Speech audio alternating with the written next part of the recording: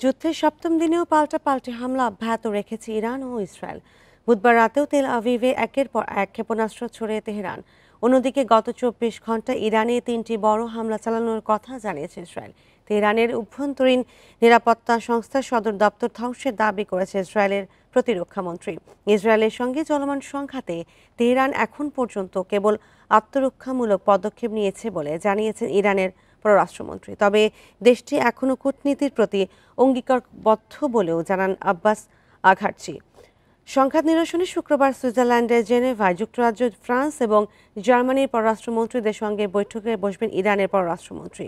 একই দিন এই ইস্যুতে জাতিসংঘের নিরাপত্তা পরিষদে জরুরি বৈঠক অনুষ্ঠিত হবে।